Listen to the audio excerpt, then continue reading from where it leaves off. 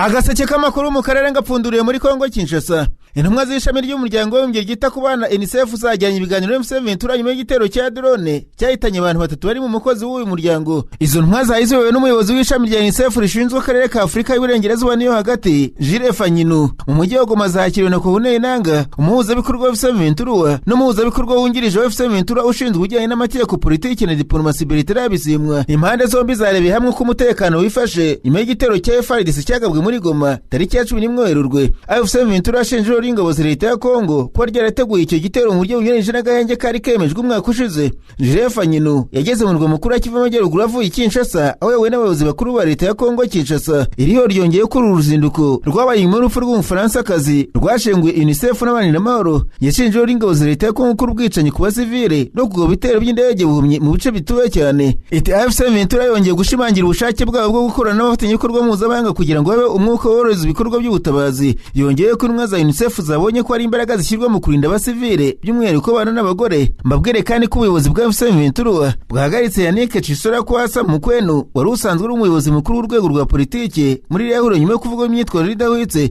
Umuhuzabikorwa wungirije wa M23 Bertrand Bisimwa mu ibaruwa yandikiye Chisora tariki ya 16 Werurwe yamumenyesheje ko yahagaritswe nyuma y'uruhererekane rw'amakuru yagaragazaga imyitwarire idahwitse n'imyitwarire mibi irimo kurenga ku nshingano no kutubariza amahame y'imiyoborere myiza. Ubuyobozi bwa M23 bwavuze ko icyo gihano ari icy'agateganyo kikaba kigamije gutuma hakorwa iperereza ryimitse ku byashinjwa. Buti yashingiye ku makuru yagiye atangwa agaragaza imyitwarire idahwitse ku ruhande rwawe. Tubabajwe no kukumenyesha ko yagaritswe ku mirimo by'agateganyo mu gihe hagikorwa iperereza. Yannick Chisora Kwasa Mukwenu afite inshingano zikomeye mu guhuza ibikorwa bya politiki no gutegura ingamba z'imikorere M23. Uyu mugabo by'umwihariko n'umwe mu bagiye bitabira imishyikirano M23 yagiye ihuramo na leta ya Kinshasa kuva mu mwaka ushize. M23 amuhagaritse by'agateganyo mu gihe amakuru avuga ko amaze iminsi 3 afunzwe akurikiranyweho ubwinjiracyaha mu cyaha cyo gufata ku ngufu.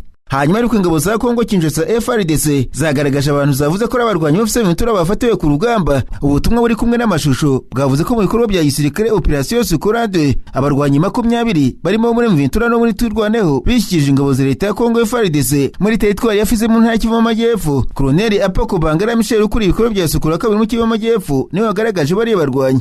FARDC yavuze ko bahawe ubufasha bw'ubuvuzi n'ibyo kurya mu gihe bahitagamo kwitanga ku ngabo za leta muri Mikenge. Abo barwanyi ngo bari muri santere ya Minembwe bafite intwaro zirimo imbunda yo mu bwoko bwa AK47, mitrailleuses PKM n'izitwa lance roquette RPG 7. FARDC yavuze ko barwanyi bavuze ko bavuye mu nyeshyamba kubera gufatwa nabi n'ubuzima bugoye. Colonel Yapoko Bangara Michel yabwiye bari barwanyi ko bashishikariza abagenzi babo bakiri mu ishyamba gushyira intwaro hasi kuko ngo bazakirwa neza. Atabonye munenge n'abavandimwe bacu s'abanzi bacu n'abafite intwaro bafatanya n'inyeshyamba. Kuri ibyo bivugwa nta cyefuse mitura cyangwa se Twirwaneho baragira icyo babitangaza babyemeza cyangwa se babihakana. Intambara mu sezo bwa Kongo by'umwihariko FC n'ingabo za leta ya Kongo maze hafi imyaka 5 nta na rimwe impande zombi zarerekanye imfungo z'intambara ku mugaragaro. Binagoye kumenya umubare wafashwe kuri buri ruhande. Cyakora FC nyuma gufata umujyi wa Goma na Bukavu hari abari mu ngabo za Kongo bayo kuri waruje babasha gusubira i Kinshasa. Mu gihe gishize FC yavuze ko yashubije Kongo Kinshasa abasirikare bayo nabo mu miryango yabo bagera ku 5,000 bari bareze mu mujyi wa Goma, ariko ibyo Kongo ntacyo yabivuzeho. Mbabwire kandi ko Tibor Nagi wabaye umunyamabanga wungirije leta zimwe za Amerika ushinzwe ubufatanye na Afurika yatangaje ko ashidikanye ku bushake bw'ubutetsi bwa Kongo Kinshasa bwo gusenya umutwe w'iterabwoba FDLR. Itariki ya 27 Kamena umwaka ushize u Rwanda na Kongo bashyize umukono ku masezerano ya Washington bafashijwe na leta zimwe za Amerika. Gusenya FDLR no gukura ingamba z'ubwirinzi biri mu ngingo nyamukuru ziyagize. U Rwanda na Kongo byashimangiye amasezerano ku itariki enye kuza ko umwaka ushize byongeramo ingingo y'ubufatanye bw'akarere mu iterambere ry'ubukungu byemeye ko abashoramari b'Abanyamerika bazabigiramo uruhare. Leta ya Kongo yemeye gusenya FDLR ariko kugeza ubu ntiratangira kubyubahiriza, ariko yakomeje kwifatanya n'uwo mutwe mikuru byo kurwanya FC23 iwuha ubufasha burimo intwaro, amafaranga n'ibiribwa. Itariki ya 17 na 18 Werurwe intumwa z'u Rwanda na Kongo zahuriye i Washington kugira ngo ziganire uko ibihugu byombi byahosha umwuka mubi ukomeje gututumba hagati yabyo bitewe no kutubariza amasezerano y'amahoro. Izi ntumwa zumvikanye ko u Rwanda na Kongo zigiye gufata ingamba zifatika mu kubarana ubusugire n'ubwigenge. FDLR igasenywa kandi ingamba z'ubwirinzi u Rwanda rwashyizeho zigakurwaho. Nagi yagaragaje ko kugira ngo amakimbirane muri Kongo Kinshasa ahagarare burundu leta ya Kongo igomba kubanza kuambura FDLR intwaro kuko uyu mutwe ubangamiye umutekano w'u Rwanda ariko nta cyizere afite. Ati ni byiza gushyira hanze itangazo ry'amahoro rihuriweho na Amerika, Kongo n'u Rwanda ku ngamba zo guhagarika amakimbirane mu burasirazuba bwa Kongo, ariko byose bira kuri Kongo igomba gusenya FDLR, ikibazo kibangamiye u Rwanda. Ndashidikanya cyane ko babishobora cyangwa se babishaka. U Rwanda rugaragaza ko ruzakuraho ingamba z'ubwirinzi mu gihe FDLR izaba yasenywe, kuko rudashobora kwemera ko uyu mutwe ugaruka guhungabanya umutekano w'abaturage barwo. Naho umunyapolitiki Agathon Rwasa urwanya ubutegetsi mu Burundi yagaragaje ko igihugu cyabo kitari gikwiye gufunga umupaka wacyo n'u Rwanda. Leta y'Uburundi yafunze imipaka yo ku butaka muri Mutarama mu myaka 2 ishize, isobanura ko yabitewe n'impungenge z'umutekano. Abanyura mu nzira z'ikirere bakoresha indege za Rwanda bo baracyatambuka. Mu kiganiro yavugiye kuri YouTube Agasaro kaburaga, Rwasa yagaragaje ko bafite ubushobozi bwo gutega indege nabo bakeneye kugendera no guhahirana. Ati nubwo imipaka yo ku butaka idafunguye, indege y'u Rwanda igiye Bujumbura buri mwanya, abagenda n'indege bashobora kujya mu Rwanda cyangwa se bakava mu Rwanda bakinjira mu Burundi. None se babandi bamikoro make bo baraziriki?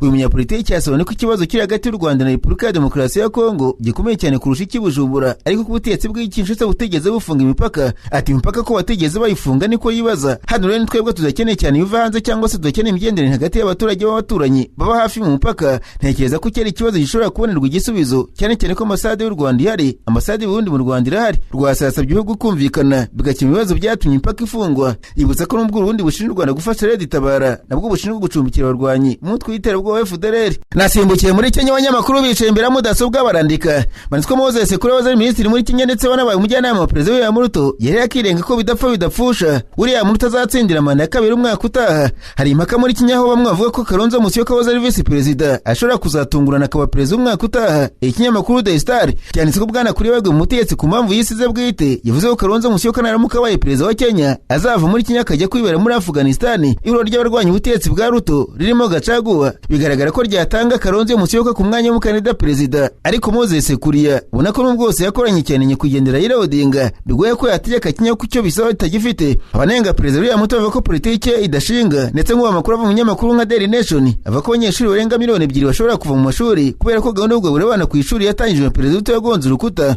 Ikindi kibazo bavuga kiri muri politiki za Ruto kitazakunda ni nk'ubwisungane mu kwivuza, bavuga ko nta mbaraga ifite. Hamwe abadepite baherutse gutangaza ko izahagarara cyangwa se igahenda, Rwanda ntiruyitabire bikazabuza amahirwe perezida Ruto mu matora y'umwaka utaha. Ruto amaze iminsi anengwa n'abamurwanya, banamuvuga gukoresha imvugo zimwibasira, ariko nawe yarahiye ko atazaborohera. Mabwire kandi ko Kenya ishobora gukurwa mu bihugu bizakira imikino y'igikombe cya Afurika cy'umwaka utaha, nyuma y'uko ikomeje kugenda bigura intege mu kubaka ibikorwa remezo ndetse no kubura miliyoni zirenga $30 y'ikiguzi cyo kwakira iryo rushanwa. Kuva tariki ya 9 Kamena kugeza ku itariki ya 18 Nyakanga umwaka utaha muri Afurika y'Uburasirazuba hazaba hari kubera igikombe cya Afurika kizakirwa na Kenya ifatanije n'Uganda na Tanzania. Ibihugu byose bimbanije imyiteguro, gusa muri Kenya cyari ikibazo ko ushobora kwamurwa iri rushanwa kuko ikomeje kubura amafaranga y'ikiguzi cyo kuryakira gihabwa impuzamashyirahamwe ya ruhago muri Afurika CAF. Umunyabanga muri Minisiteri ya Siporo muri Kenya Elijah Mwangi yavuze ko igihugu cyawe tariki ntarengwa ya 30 Werurwe yo kuba cyishyuye $30 y'irushanwa ryiswe East African Pamoja bitakundi kamurwa uburenganzira. Mwangi yongeyeho ko usibye gutanga aya mafaranga, ibibuga bya Kasarani Stadium na Nyayo Stadium ntibizaba byamaze kuvugururwa mu mezi 6 ari imbere nk'igihe ntarengwa cyatanzwe na CAF. Ikigo cyawe kuvugurura Kasarani Stadium cyagabanyije umuvuduko mu bikorwa byacyo kuko kiberemo umwenda wa miliyari 3.7 z'amashiringi, mu gihe uri kuvugurura Nyayo Stadium yahagaritse imirimo kuko beremo miliyari 2.7 z'amashiringi.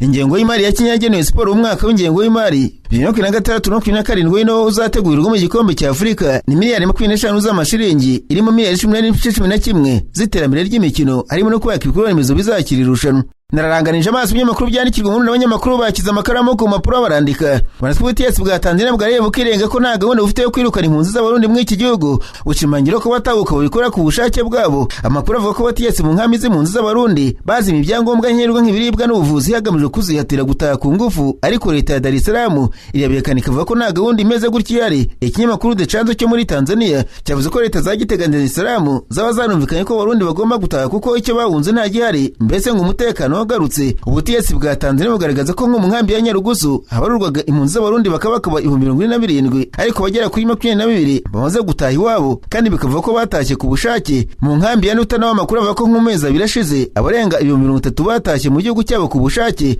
Amakuru atangazwa n'abategetsi ba Tanzania agaragaza ko niba buri cyumweru abarundi 8,000 batabuka bavuye muri Tanzania kandi ku bushake. Hari amakuru mu binyamakuru bya Tanzania avuga ko abategetsi b'iki gihugu baba baramaze gufata umwanzuro wo gucyura impunzi z'abarundi ku ngufu, cyane ko ubushobozi bwo kuba kubatunga nabwo bwabaye ingume muri iki gihe. Impunzi z'abarundi zitazivuga ko zitaka ku bushake bwazo, ahubwo zicyurwa n'imibereho yagizwe muri Tanzania hagamije kubahatira gutaha. Abaganira n'ikinyamakuru The Chanzo bavuze ko amashuri yafunzwe n'amavuriro bagasanga nta yandi ririmo hitamo usibye guhita bemera bagataha. Nasimbukiye muri Uganda, abanyamakuru bicaye imbere ya mudasobwa barandika. Banitswe icyamwe ry'amategeko muri Uganda ryatangaje ko ryanze inkunga miliyari 5 z'amashiringi ryari ryemerewe na Perezida Museveni kugira ngo ritazagwa mu mutego wo gukorera mu nyungu za Perezida. Perezida w'ishyirahamwe Isaac Semakade yavuze ko mu nyungu zo kugumana ubwigenge bwabo nk'ishyirahamwe ritavugira leta bahisemo kwitandukanya n'inkunga n'ibisa nabyo byose bituruka ku butegetsi nyubahiriza tegeko. Muri 2018 Perezida Museveni yemereye uyu muryango Uganda Law Society miliyari 5 zo kubaka inzu bakorera mu mujyi wa Kampala ahitwa Kororo kugira bako kavagari k'amashiringi Perezida yemeye ntiyagatanze. Ibyatumye abanyategeko bavuga ko n'ubundi byari kugira ngo bashyire igitutu kuri uyu muryango. Uyu muryango ukunze kuregera ingingo zitandukanye mu mategeko hari n'izitsikamira uburenganzira bwa muntu mu gihugu kandi bagatsinda leta. Ikinyamakuru Daily Monitor cyanditse ko Perezida Uganda Law Society Bwana Semakade yavuze ko kwanga bene izi nkunga n'impano bigamije gutuma bataba igikoresho cy'abazitanze kandi bakagumana gahunda yabo yo kubaza inzego ibyo zikora.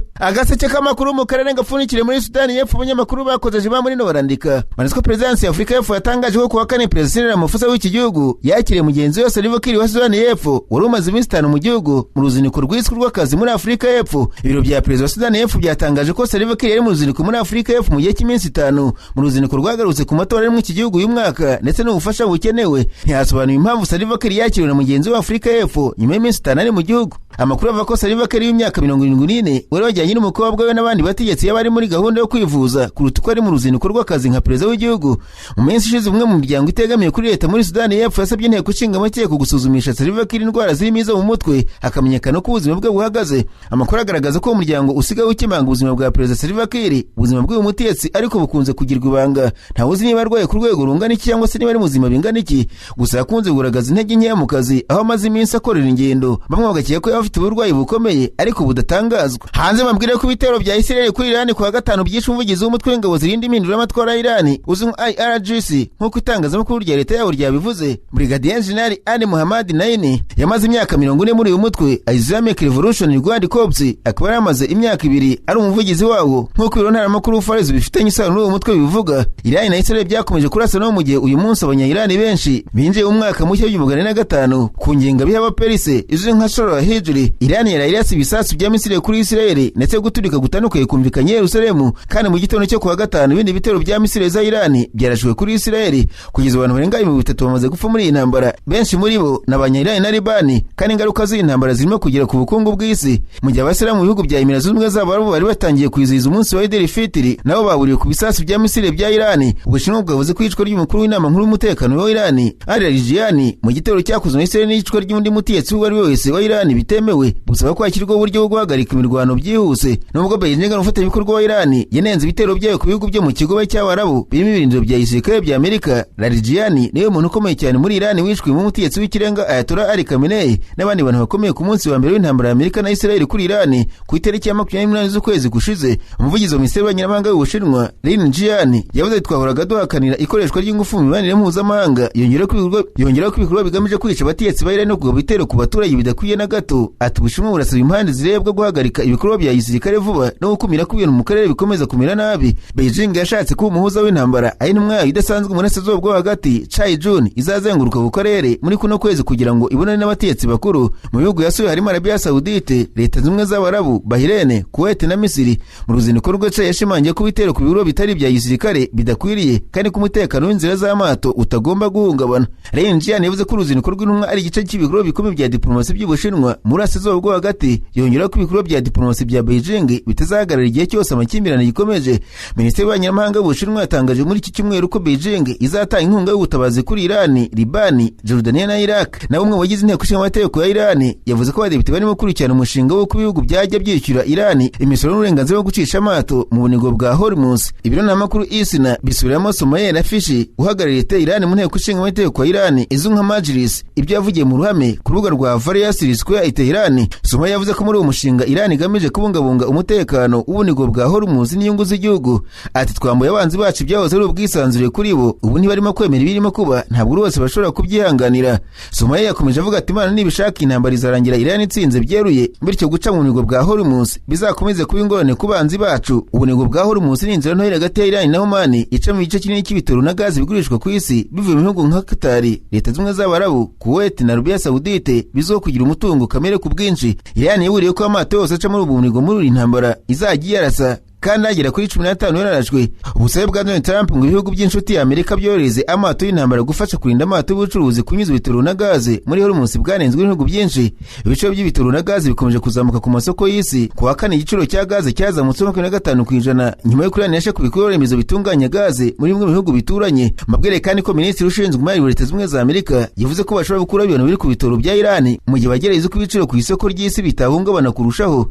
Ibi byatuma utugunguru miliyoni 140 tw'ibitoro bya Iran biri mu mato mu nyanja bigurwa nk'uko Minisitiri Scott Bessent wa Amerika bivuze mu kiganiro na Fox Business. Isi koresha utugunguru tugera kuri miliyoni 100 tw'ibitoro ku munsi. Icyo cyemezo cyaba cyongera ku muhati wa Amerika wo kugerageza kongera ibitoro ku isoko ry'isi mu gihe byagamutse kubera intambara. Uwo muhati urimo icyemezo Washington yahise gufata cyo gukuraho by'agateganyo ibihano ku bitoro by'Uburusiya no gutanga utugunguru miliyoni 142 mu gikorwa ibihugu byiyemeje cyo gushyira ku isoko ibitoro mu bikorwa byabyo. Scott Bessent biravuze ko Amerika irimo kureka amato Iran akagenda akagera ku masoko nubwo bari mu ntambara.